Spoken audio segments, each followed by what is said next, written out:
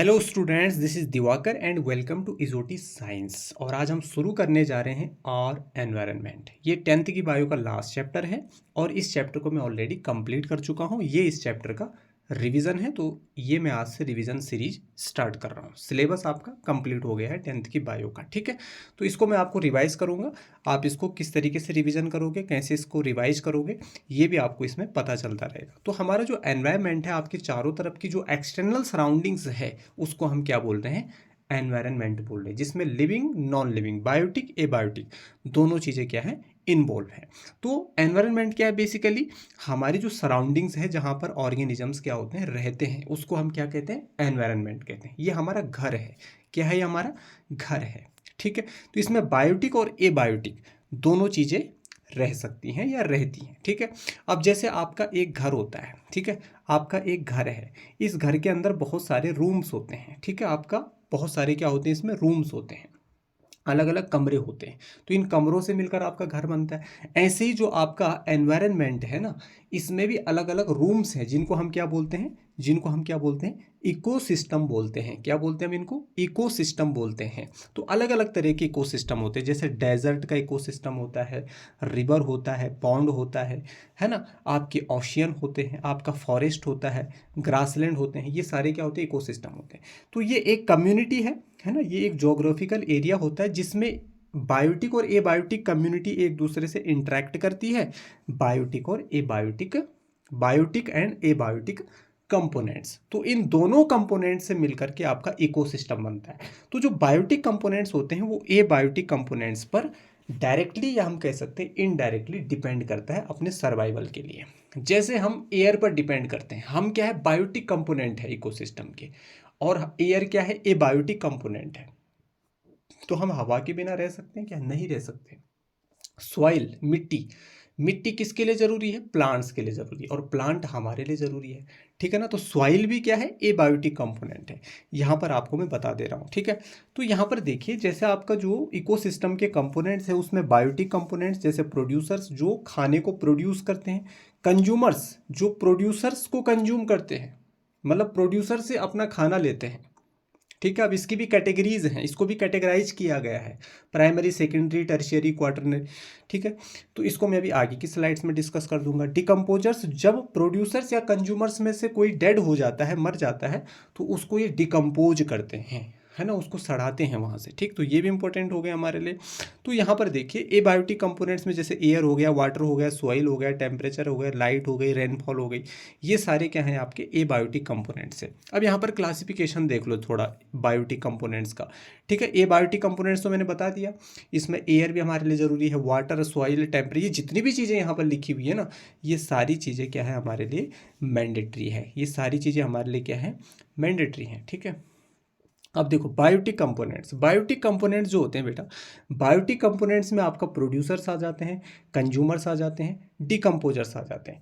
अब जो प्रोड्यूसर्स हैं, प्रोड्यूसर्स कौन हो सकते हैं? आपके प्रोड्यूसर्स जो होते हैं वो अपना खाना खुद बनाते हैं। इसमें प्लांट्स आते हैं ना, आपके ग्रीन प्लांट्स आते हैं जो फोटोसिंथेसिस को करते हैं। फोटोसिंथेसिस क्या होती है? फूड मेकिंग प्रोसेस होती है, जो प्लांट्स के द्वारा परफॉर्म की जाती है, जिससे प्लांट्स अपने खाने को प्रिपेयर करते हैं, बनाते हैं। फोटोसिंथेसिस को अगर आपको डिटेल से समझना है तो लाइव प्रोसेसेस वाले चैप्टर में आप जा सकते हैं, लिंक डिस्क्रिप्शन में गिवन है, वहाँ से आप देख सकते हैं, ठीक है। वन शॉट में पूरा चैप्टर, बायो का सबसे बड़ा चैप्टर है ये, ठीक है। अब देखिए, कंज्यूमर्स क्या करते हैं? कंज्यूमर्स जो होते हैं ना, ये क्या करते हैं? अपने खाने को कहाँ से ऑब्टेन करते हैं? प्रोड्यूसर से ऑब्टेन करते हैं। जैसे जैसे बकरी प्लांट को ही तो खाती है, पत्तियों को तो खाती है, घास को ही तो खाती है। आपकी गाय हो गई, भैंस हो गई, जितनी भी मवेशियाँ हैं, जितनी भी कैटल्स हैं, ठीक है, ये सब प्रोड्यूसर्स को खाते हैं, ठीक है। जैसे हाथी हो गया, ठीक है, जितने भी शाकाहारी हैं, ये सब किसको खाते हैं? ये ग्रीन प्लांट्स को खाते हैं। तो इसलिए इनको कंज्यूमर्स कहा जा रहा है। अब कंज्यूमर्स की भी अलग अलग कैटेगरीज हैं, इसको हम देख रहे हैं अभी, ठीक है। डिकम्पोजर्स हो गए जैसे। अब डिकम्पोजर्स में क्या है? ये क्या करते हैं? Organisms that get their food by breaking down dead plants and animals. जो मरे हुए प्लांट्स और एनिमल्स हैं ना, उनको ये क्या करते हैं? खाते हैं। उनको वो ब्रेक डाउन करते हैं। मतलब आप कह सकते हैं कॉम्प्लेक्स सब्सटेंसेस को ये किस में कन्वर्ट कर देते हैं? सिंपलर सब्सटेंस में क्या कर देते हैं? कन्वर्ट कर देते हैं, ठीक है।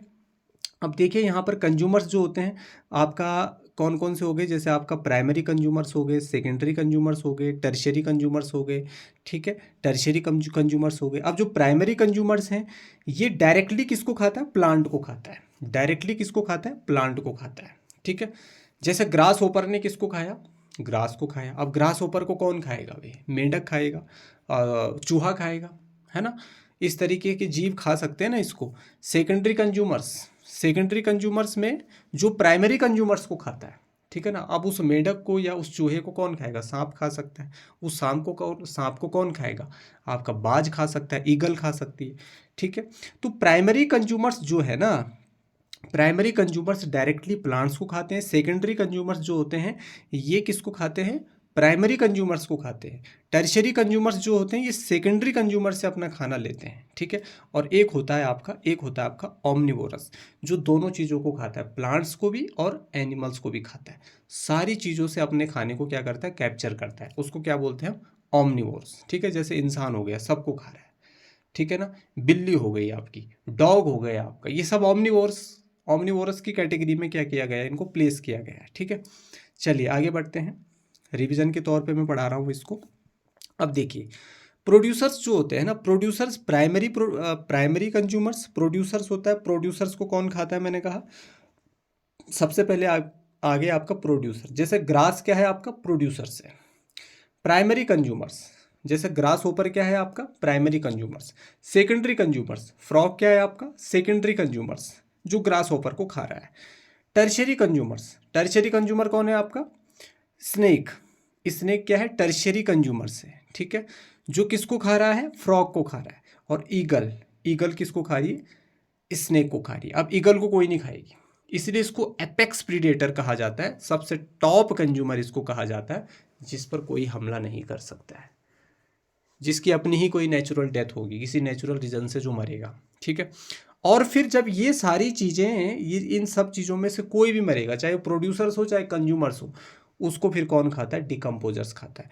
कौन खाता है, डिकम्पोजर खाता है। अब डिकम्पोजर देखिए, ये प्लांट से भी अपना फूड ले रहा है और ये एनिमल से भी अपने फूड को ऑब्टेन कर रहा है, सब जगह से हड़प रहा है। मतलब जो डिकम्पोज करता है। अब जैसे कोई प्लांट है, उसकी पत्तियां नीचे गिर जाती है, तो उन पत्तियों को कौन सड़ाने में हेल्प करता है, डिकम्पोजर्स, ठीक है। कोई जीव मर गया तो वहां से उस जीव को सड़ाने गलाने में कौन हेल्प करते हैं, आपके डिकम्पोजर्स। इसमें सारे माइक्रो ऑर्गेनिजम्स इन्वॉल्व है। अब टाइप्स ऑफ इकोसिस्टम, अब इकोसिस्टम कितने टाइप्स के होते हैं, इकोसिस्टम में आता है आपका natural ecosystem, artificial ecosystem. Artificial ecosystem कितने टाइप के हो सकते हैं आपके, क्रॉपलैंड हो सकता है आपका, है ना, एक्वेरियम हो सकता है, पोल्ट्री फार्म हो सकते हैं, ठीक है। ये सारी चीज़ें आपकी क्या है, आर्टिफिशियल इकोसिस्टम है, जिनको ह्यूमन खुद बनाता है अपने एफर्ट से, ठीक है ना। इनको बार बार मेंटेन करना पड़ता है। अब जैसे एक्वेरियम है, इसको अगर आप मेंटेन नहीं करोगे तो इसके अंदर की जो मछलियां हैं वो सारी क्या हो जाएंगी, मर जाएंगी। जैसे क्रॉपलैंड है, मतलब फसल है जिस लैंड पर, उसको क्रॉपलैंड कहेंगे हम। तो जो फसल का जो मैदान है जिसमें फसल बोई गई है, उस फसल को अगर आप मेंटेन नहीं करोगे, उसको सींचोगे नहीं, उसमें सिंचाई नहीं करोगे, टाइम टू टाइम इरिगेट नहीं करोगे उसको, उसमें पानी नहीं डालोगे, है ना, बाकी जितनी भी प्रोसेसेस है अगर उसमें नहीं करोगे आप, तो वो फसल खराब हो जाएगी। तो उसको आपको क्या करना पड़ेगा, मेंटेन करना पड़ता है। तो आर्टिफिशियल इकोसिस्टम इंसान बनाता है, इसीलिए उसको मेंटेन करना पड़ता है। और नेचुरल इकोसिस्टम जो कि नेचुरली खुद ही मेंटेन होता है, ठीक है। अब जैसे फॉरेस्ट है, तो फॉरेस्ट में ऐसा नहीं है कि आप वहाँ पे झाड़ू मारने के लिए जा रहे हो, सफाई करने के लिए जा रहे हो, वहाँ पर नेचुरली खुद ही सफाई हो रही है, खुद ही चीज़ें बन रही है, खुद ही चीज़ें वहाँ पे हट रही हैं, मर रही हैं, ठीक है ना। तो जो नेचुरल इकोसिस्टम होता है ना, ये टेरिस्ट्रियल इकोसिस्टम, एक्वेटिक इकोसिस्टम, दो चीज़ों में डिवाइड हो रखा है। अब जैसे ग्रासलैंड है, क्या है आपका, ग्रासलैंड है। तो ग्रासलैंड क्या है, टेरिस्ट्रियल इकोसिस्टम है। ग्रासलैंड क्या है, टेरिस्ट्रियल इकोसिस्टम है। Forest ecosystem, desert ecosystem. तो ग्रासलैंड, फॉरेस्ट और डेजर्ट, ये तीनों इकोसिस्टम किस में रखे गए हैं, टेरिस्ट्रियल इकोसिस्टम। और टेरिस्ट्रियल इकोसिस्टम किसका पार्ट है, नेचुरल इकोसिस्टम का। तो नेचुरल इकोसिस्टम में पहला हो गया टेरिस्ट्रियल इकोसिस्टम, उसके अंदर आ गया grassland, forest, desert. Aquatic ecosystem मतलब पानी वाला इकोसिस्टम, जिसमें फ्रेश वाटर इकोसिस्टम आ गया, साफ पानी का जो इकोसिस्टम होता है, और मैरीन इकोसिस्टम, खारे पानी का जो इकोसिस्टम होता है, जैसे सी वाटर हो गया आपका, ठीक है। अच्छा, अब देखो एक्वेरियम है। अब इसको बार बार क्या करना पड़ता है भैया, साफ करना पड़ता है बार बार, क्योंकि इसमें मछलियाँ जो होती है ना, जो खाना खाती है उसके बाद ये बाहर भी तो निकालती होगी, वेस्ट मटेरियल भी तो ये बाहर निकालती होंगी।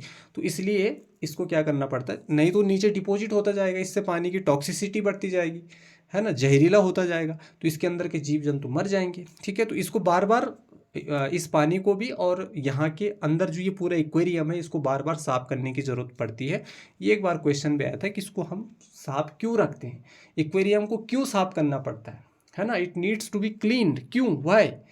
ठीक है, तो इसका रीज़न यही है जो मैंने आपको बताया। ठीक, अब फूड चेन बहुत इंपॉर्टेंट टॉपिक है।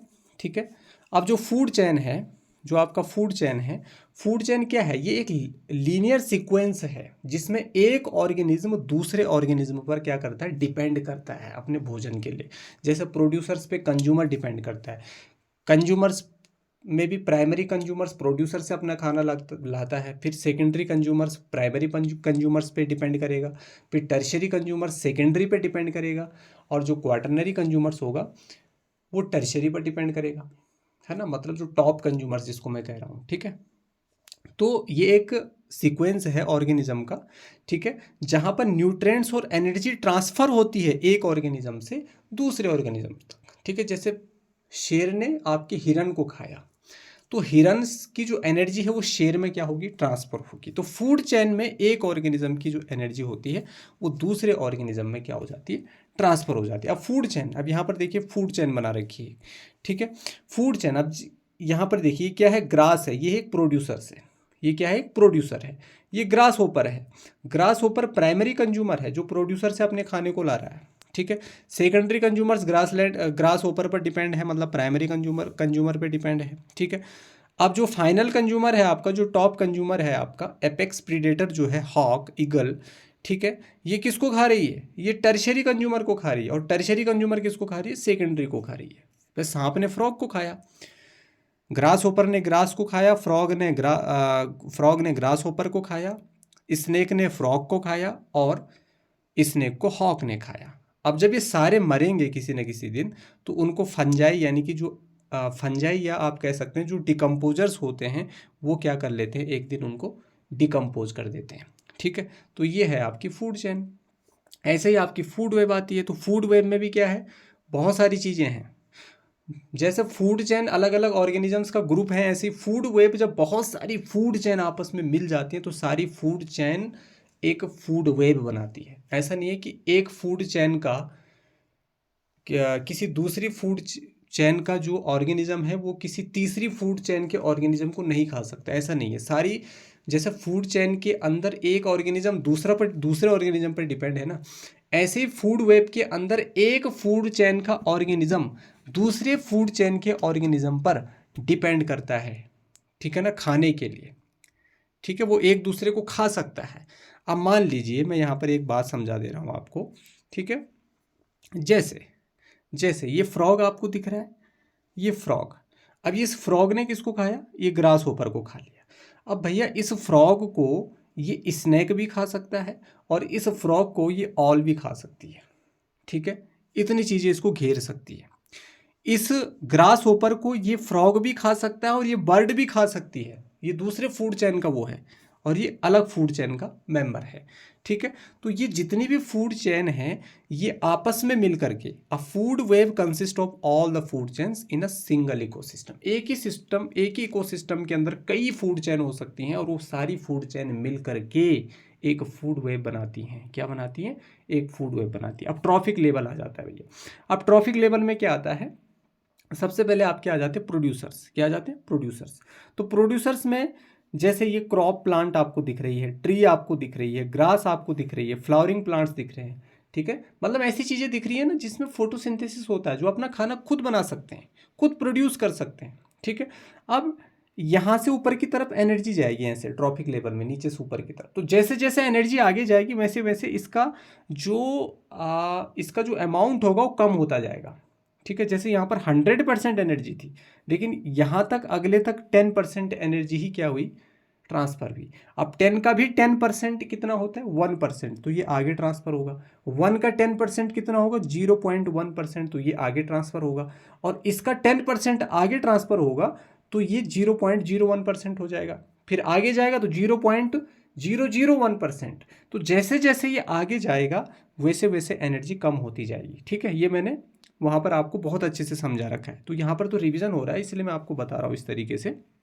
तो प्राइमरी कंज्यूमर्स जो है इसमें जैसे ग्रास होपर आएगा, तो ग्रास होपर किसको खाएगा, सीधा प्लांट को खा लेगा क्या, नहीं, ग्रास को खाएगा, ग्रास को खाएगा। ठीक है, बी हो गए, एंट हो गए, बटरफ्लाई हो गई, ये सारे आपके प्राइमरी कंज्यूमर्स है। ठीक, सेकेंडरी कंज्यूमर्स में जैसे आपका रेट हो गया, स्पेरो हो गया, फ्रॉग हो गया। टर्शरी कंज्यूमर्स में स्नेक आ गई, ऑल आ गई। ठीक है, और क्वार्टरनरी कंज्यूमर्स हॉक, ये मैंने बताया आपको। तो ये सारे ट्रॉफिक लेवल हैं, ट्रॉफिक लेवल है। और ट्रॉफिक लेवल को इस तरीके से हम बनाते हैं, एक पिरामिड की तरह बनाते हैं। सबसे नीचे हम किसको रखते हैं, सबसे नीचे हम प्रोड्यूसर्स को रखते हैं, उसके ऊपर आता है आपका primary consumers, then secondary consumers, then tertiary consumers and then quaternary consumers, यानी फाइनल कंज्यूमर्स, यानी टॉप कंज्यूमर्स, यानी एपेक्स प्रीडेटर। ठीक है, तो यहाँ पर एनर्जी का जो लेवल है वो कम होता जा रहा है। अभी मैं 10% लो बताऊंगा एनर्जी का, तो वहाँ पर आप देखोगे एक ट्रॉफिक लेवल से दूसरे ट्रॉफिक लेवल में जब एनर्जी ट्रांसफ़र होती है तो कितनी परसेंट एनर्जी ट्रांसफ़र होती है, 10% एनर्जी ही क्या होती है, ट्रांसफ़र होती है। ठीक है, अच्छा, अब 10% लो क्या कहता है, 10% लो किसने दिया था, सबसे पहले इसको समझ लीजिए, रेमंड्स लिंडमैन ने ये दिया था 1942 में। और इस लो के अकॉर्डिंग 10% एनर्जी ट्रांसफर होती है एक ट्रॉफिक लेवल से दूसरे ट्रॉफिक लेवल तक, एक ट्रॉफिक लेवल से दूसरे ट्रॉफिक लेवल तक, एक ट्रॉफिक लेवल से दूसरे ट्रॉफिक लेवल तक क्या होती है, 10% एनर्जी ही क्या होती है, ट्रांसफर होती है। ये आपको क्लियर होना चाहिए। ठीक है, चलो इसको एग्जाम्पल से समझ सकते हैं, क्योंकि इससे ना एक आध न्यूमेरिकल क्वेश्चंस आपके बन सकते हैं। तो 10% आपको याद रखना है। ठीक है, 10% आपको याद रखना है बस। अब देखिए ये 10% लो है। ठीक है, अब देखिए यहाँ पे ये ग्रास आपको दिख रही होगी, ग्रास। ठीक है, अब ये ग्रास क्या कह रही है, इस ग्रास में मान लीजिए ये क्या है, प्रोड्यूसर्स है, ये फर्स्ट ट्रॉफिक लेवल है। क्या है ये, फर्स्ट ट्रॉफिक लेवल है। अब इसके अंदर कितनी एनर्जी है, 5000 जूल एनर्जी है ना, कितनी एनर्जी है, 5000 किलो जूल एनर्जी इसमें क्या है, स्टोर हो रखी है। अब जब ग्रास होपर इस ग्रास को खाएगा तो क्या उसके अंदर 5000 जूल एनर्जी जाएगी, नहीं, 5000 का 10% ही जाएगा। और 5000 का 10% होता है आपका 500। आगे क्या जाएगा, 50 जाएगा। 500 का 10% कितना हो जाएगा, 50। और 50 का 10% कितना हो जाएगा, 5। तो लास्ट में जाते जाते जाते ये 5 बच जाएगा। तो स्नेक तक ये कितना हो जाएगा, 5 हो जाएगा। ठीक है, 5। तो जितनी ज़्यादा एनर्जी यहाँ होगी उतना ज़्यादा फायदा जो आने वाले ट्रॉफिक लेवल है उनको होगा। और जितनी कम एनर्जी यहाँ होगी उतनी कम एनर्जी यहाँ भी होगी। ठीक है, क्लियर है ना। अब मान लो यहाँ पर 2000 होती तो इसको फिर कितना मिल पाता, 2000 का 10% कितना हो जाता, 200। और अभी कितना मिल रहा है, 500, क्योंकि यहाँ ज़्यादा है। ठीक है, इसको कितना मिल रहा है, 50। अगर 2000 होता यहाँ तो इसको कितना मिल पाता, फिर 20 मिल पाता। और फिर यहाँ आते आते 2 ही बच पाती। तो अभी कितना दिख रहा है आपको, यहाँ 5 दिख रहा है, क्योंकि यहाँ 5000 है। ठीक है, तो यहाँ ज़्यादा है तो फिर इधर वाले को भी फायदा है। तो 10% एनर्जी ही ट्रांसफ़र होती है एक ट्रॉफिक लेवल से दूसरे ट्रॉफिक लेवल तक। क्लियर है ना। ठीक है, अब बायो मैग्निफिकेशन। अब बायो मैग्निफिकेशन क्या होता है भाई, ठीक है, हम जो ये केमिकल्स वगैरह छिड़कते हैं अपनी फसलों में, जो इंसेक्ट मारने के लिए हम जैसे इंसेक्टिसाइड्स यूज करते हैं जैसे डीडीटी वगैरह, तो ये केमिकल्स कहाँ जाते हैं, हमारे प्लांट्स पर भी चले जाते हैं, हमारे प्लांट्स पर भी चले जाते हैं और उनको हार्म करते हैं। उस प्लांट को जब कोई एनिमल खाता है तो वो इंसेक्टिसाइड्स, वो केमिकल्स उस एनिमल के अंदर भी जाता है। उस एनिमल को जब कोई और एनिमल खाता है तो वो उसके अंदर भी जाता है और उसको भी हार्म पहुंचाता है। ठीक है, तो biomagnification is the increase in concentration of harmful chemicals in each organism of the food chain. Food chain में एक ऑर्गेनिज्म भाई दूसरे को खा रहा है, दूसरे को खा रहा है। ठीक है, जैसे ये ऑर्गेनिज्म ए है, ठीक है, इसके अंदर कोई हार्मफुल केमिकल आ गया है ड्यू टू बायोमैग्निफिकेशन।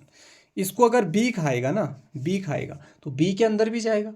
अब न जाने इस बी ने कितने ए को खाया, कितने ए को खाया, इन 3 4 5 6, बहुत सारे ए को खा सकता है। और ये जितने भी ए आपको दिख रहे हैं इनके अंदर बहुत सारे हार्मफुल केमिकल्स हैं। तो जब ये बी इन सब ए को खाएगा तो ये सारे हार्मफुल केमिकल्स इसके अंदर भी जाएंगे और इसको भी डैमेज कर देंगे, इसको भी डैमेज कर देंगे।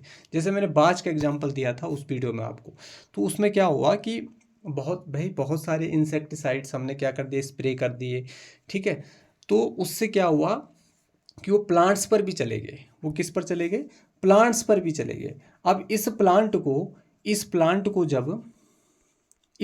को जब किसने खाया, इस प्लांट को जब किसी एनिमल ने खाया तो वो उसके अंदर भी चले गए वो केमिकल्स, ठीक है। और जब वो एनिमल मर गया ड्यू टू दोज केमिकल्स, तो जब उन मरे हुए एनिमल्स को बाज खाने लगे तो बाज जब अंडे देने लगे तो उनके अंडे पड़ने लगे हल्के। जब वो अपने अंडों के ऊपर बैठ रहा था तो उनके अंडे फूट जा रहे थे, तो बच्चे कैसे होंगे, तो उनकी पॉपुलेशन धीरे धीरे कम होती गई, उनकी जनसंख्या धीरे धीरे कम होती गई, ठीक है। तो ये किसकी वजह से हो रहा है भाई, ह्यूमन एक्टिविटीज़ की वजह से ही तो हो रहा है ये बायोमैग्निफिकेशन, ठीक है, बायोमैग्निफिकेशन। तो इन चीज़ों का जो यूज है ये जितना हो सके कम ही होना चाहिए, ताकि इस तरीके की इंसिडेंट्स ना हो नेचर में, क्योंकि नेचर के साथ हम जितनी ज़्यादा छेड़खानी करेंगे ये उल्टा उतना ही ज़्यादा हमको क्या पहुंचाएगा, नुकसान पहुंचाएगा, ठीक है। अब यहाँ पर कुछ पॉइंट्स हैं, ठीक है। जैसे मैं एक एग्जांपल और देता हूँ आपको। यहाँ पे मान लीजिए आपके घर के पास में कोई तालाब है, आपके गांव के पास में कोई तालाब है, उसमें बहुत सारी क्या हैं, उसमें बहुत सारी मछलियाँ हैं, बहुत सारी मछलियाँ हैं, ठीक है। अब आसपास में कोई भाई बहुत बड़ी फैक्ट्री है और उस फैक्ट्री में बहुत सारे केमिकल्स यूज हो रहे हैं। जब धुएं के द्वारा या गैस के द्वारा या हवा के द्वारा वो केमिकल्स किस में आ रहे हैं, प्लांट्स में आ रहे हैं। इस तालाब के अंदर बहुत सारी एक्वेटिक प्लांट भी होंगे जिनको मछलियाँ खा रही हैं, छोटे छोटे जो प्लांट्स होते हैं, ठीक है, जू प्लांट्स है ना, प्लांक्टोन, ये आपने सुने होंगे। तो जब ये मछलियाँ, ये छोटी मछलियाँ, जब ये छोटी मछलियाँ इन प्लांट्स को खाती है तो उन छोटी मछलियों को बड़ी मछलियाँ खाती हैं, तो उनके अंदर भी वो केमिकल्स गए, प्लांट में वो केमिकल्स गए, प्लांट को खाने वाली जो छोटी मछलियाँ हैं उनमें भी वो केमिकल्स गए। उनको जब बड़ी मछलियाँ खाते हैं तो उनके अंदर भी वो हार्मफुल केमिकल्स गए। और उन मछलियों को जब उस पास के गांव के लोग खाएंगे, और एक मछली नहीं, 2 मछलियाँ नहीं, 10 नहीं, 20 नहीं, 100 नहीं, हजारों मछलियाँ खा रहे हैं वो महीने महीने में, तो वो सारे केमिकल्स उनके अंदर भी जाएंगे और उनको भी क्या पहुँचाएंगे, हार्म पहुँचाएंगे, ठीक है। तो ये है बायोमैग्निफिकेशन। इंपॉर्टेंट पॉइंट्स क्या क्या है, food chains generally consist of only 3 और 4 स्टेप्स। क्या मतलब, primary, secondary, tertiary, quaternary. Quaternary के ऊपर कुछ नहीं होता है। हॉक के ऊपर कुछ होता है क्या, नहीं होता है। अब इसका जो फ्लोज होता है, इसमें जो एनर्जी का फ्लो होता है वो यूनी डायरेक्शनल होता है। ये कई बार एमसीक्यू में क्वेश्चन पूछा जाता है, बच्चे कई बार बाई डायरेक्शनल पर टिक कर लेते हैं, ठीक है। भाई प्लांट को हिरण खा रहा है, लेकिन प्लांट हिरण को थोड़ी खा रहा है, एक ही तरफ जा रही है ना एनर्जी, तो प्लांट से हिरण की तरफ, हिरण से शेर की तरफ, एक ही तरफ जा रहा है, उसी को बोल रहे हैं हम यूनी डायरेक्शनल। तो एनर्जी का जो फ्लो है वो यूनी डायरेक्शनल होता है यहाँ पे, ठीक है। ये चीज़ आपको ध्यान रखनी है। ओजोन लेयर, ओजोन लेयर आपको मैंने पढ़ाया था बहुत अच्छे से, है ना, जो प्रोटेक्ट कर रही है हमको किससे, अल्ट्रावायलेट रेज से, ठीक है। और ये हमारे एटमॉस्फेयर के लिए एक ब्लैंकेट का काम कर रही है, एक ब्लैंकेट, एक कंबल की तरह ओढ़ा हुआ है, ठीक है। तो ये हमें अल्ट्रावायलेट जो रेज हैं उनसे हमको प्रोटेक्ट कर रही है। और ओजोन लेयर जो है ये हमारी स्ट्रेटोस्फियर में क्या है, प्रेजेंट होती है, ठीक है। स्ट्रेटोस्फियर, उसमें क्या होती है, ये प्रेजेंट होती है। कौन, आपकी जो ओजोन लेयर है, ये एब्जॉर्ब करती है हार्मफुल अल्ट्रावायलेट रेज को।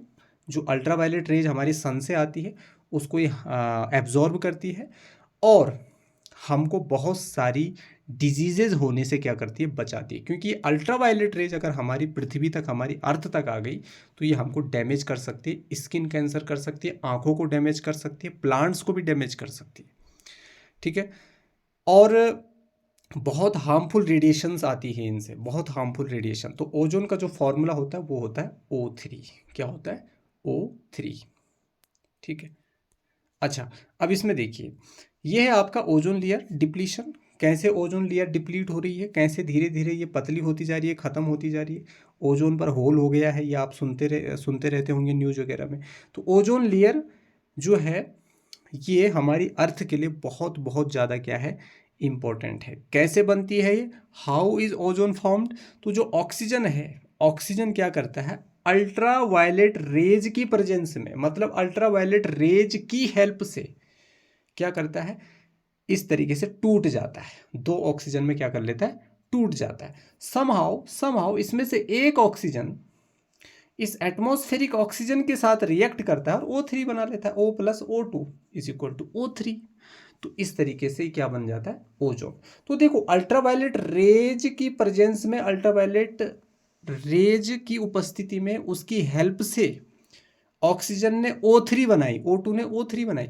अब ये O3 क्या करेगा, इस अल्ट्रावायलेट रेज से हमको बचाएगा। मतलब ये अल्ट्रावायलेट रेज की हेल्प से ही खुद बना, और अल्ट्रावायलेट रेज को ही पृथ्वी में आने से क्या करता है, ये रोकता है। तो है ना ये इंटरेस्टिंग चीज, ठीक है। अब देखिए कॉजेज क्या है भाई डिप्लीशन के, CFC क्लोरोफ्लोरोकार्बन यूज हो रहा है भाई घरों में, जो हमारी रेफ्रिजरेटर्स हैं, फ्रिज वगैरह हैं, एयर कंडीशन हैं, इनमें CFC यूज होता है, ठीक है, जो हमारी ओजोन के लिए बहुत खतरनाक है। हेलोन्स हो गए, मैथिल प्रोमाइस हो गया, मैथिल क्लोरोफॉर्म हो गया, ठीक है। ये सब क्या करते हैं, हमारी ओजोन को डिप्लीट करने में हेल्प करते हैं, ठीक है, उसको ख़त्म करने में हेल्प कर रहे हैं, ठीक। अब जो इफ़ेक्ट हैं, क्या क्या इफ़ेक्ट पड़ते हैं, इससे हमारी स्किन कैंसर हो सकता है, ठीक है ना, कॉन्ट्रैक्ट DNA डैमेज हो सकता है, इम्यूनिटी क्या हो सकती है, रिड्यूस हो सकती है, ठीक है, सनबर्न्स हो सकते हैं, लो की जो प्रोडक्टिविटी है, फसल अच्छे से नहीं उगेगी, तो कैसे हम जिंदा रह सकते हैं फिर, ठीक है। तो उसकी प्रोडक्टिविटी क्या हो जाएगी, कम हो जाएगी। और जो मैरीन लाइफ है, समुद्री जो जीवन है, वो भी धीरे धीरे क्या हो जाएगा, डिस्ट्रक्ट हो जाएगा, वो भी धीरे धीरे ख़त्म हो जाएगा अगर ऐसे ही चलता रहा तो, ठीक है। तो ये एक बहुत ख़तरनाक चीज़ है। बायोडिग्रेडेबल और नॉन बायोडिग्रेडेबल, देखो बायोडिग्रेडेबल क्या है, जिनको हम डिकम्पोज कर सकते हैं, जिन चीज़ों को आप डिकम्पोज कर सकते हैं वो है बायोडिग्रेडेबल, जिनको नहीं कर सकते वो है नॉन बायोडिग्रेडेबल, ठीक है। तो देखो गार्बेज, अब गार्बेज जब होता है, कूड़ा कचरा जब होता है, तो उसमें कुछ बायोडिग्रेडेबल आता है, कुछ नॉन बायोडिग्रेडेबल आता है, ठीक है। अब जो जैसे पॉलीथीन नॉन बायोडिग्रेडेबल है क्योंकि वो नहीं सड़ती है, वो छोटी छोटी सिंपलर चीज़ों में नहीं टूटती है, प्लास्टिक हो गया, इसलिए बोलते हैं इन चीज़ों का यूज कम से कम होना चाहिए, ठीक है। तो बायोडिग्रेडेबल जो है, जिनको डिकम्पोजर्स डिकम्पोज कर देते हैं, या जो किसी नेचुरल प्रोसेस से डिकम्पोज हो जाते हैं, ठीक है, और नॉन बायोडिग्रेडेबल जो डिकम्पोज नहीं हो सकते हैं, ठीक है। तो इस तरीके से आपको इसको रिवाइज करना है और ज़्यादा डेप्थ में सीखना है, तो आप जो गिवन है लिंक डिस्क्रिप्शन में, वहाँ से इस चैप्टर को पूरा अच्छे से देख सकते हैं, ठीक है। ये आपका रिवीजन चल रहा है। वेस्ट मैनेजमेंट, आप जो वेस्ट होता है, जो कूड़ा वगैरह होता है घरों में, उसको कैसे मैनेज करें, ठीक है, ये है आपका वेस्ट मैनेजमेंट। तो प्रिपरेशन ऑफ कंपोस्ट, कंपोस्ट को प्रिपेयर कर लो। Biodegradable wastage can be converted into compost by burning in a pit. Pit यानी एक गड्ढे में क्या करते हैं हम, बहुत सारा जो कचरा वगैरह होता है, उसको हम एक गड्ढे के अंदर क्या कर लेते हैं, उसको एक गड्ढे के अंदर हम क्या कर लेते हैं, भर लेते हैं, ठीक है। और जब हम उसको गड्ढे के अंदर भरते हैं, कुछ दिन बाद हम देखते हैं तो वो भी मिट्टी बन जाता है, ठीक है। तो वो उस मिट्टी को क्या बनाता है, वहाँ पे फर्टाइल बनाता है, उस मिट्टी की क्वालिटी को, उसकी प्रोडक्टिविटी को क्या कर लेता है, बढ़ा लेता है, ठीक है। तो इस तरीके से हम कचरे को उस गड्ढे के अंदर भर लेते हैं, ठीक। इसी तरीके से लैंड फिल होती है, ठीक है।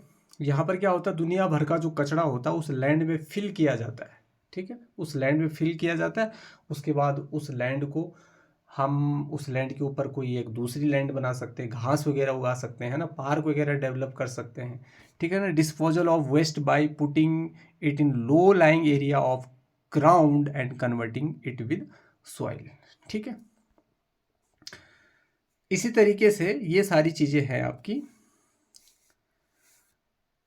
इंसिनरेशन में क्या होता है, इसमें क्या होता है, हम वेस्ट को क्या करते हैं, ये एक हार्मफुल प्रोसेस होती है क्योंकि इसमें बहुत ज़्यादा धुआं निकलता है जो हमारे पर्यावरण को क्या करता है, क्षति पहुंचाता है, ठीक। क्योंकि इसमें क्या बनता है, ऐश बनता है, राख बनता है इसका, ठीक है। तो आप देख सकते हैं इस फोटोग्राफ में ये किस तरीके से बहुत ज़्यादा मात्रा में धुआं निकल रहा है, और ये धुआं जो है हमारी एयर को क्या करता है, प्रदूषित करता है। सीवेज ट्रीटमेंट की अगर हम बात करें तो इसमें भी यही है कि जो गंदे नाले होते हैं, टॉयलेट वगैरह का जो पानी होता है वो सीवेज में जाता है, ठीक है ना। तो सीवेज का जो पानी है उसको हम क्या करेंगे, ट्रीट करेंगे, ठीक है, अलग अलग प्रोसेसेस से उसको गुजारेंगे ताकि वो पानी साफ़ हो जाए।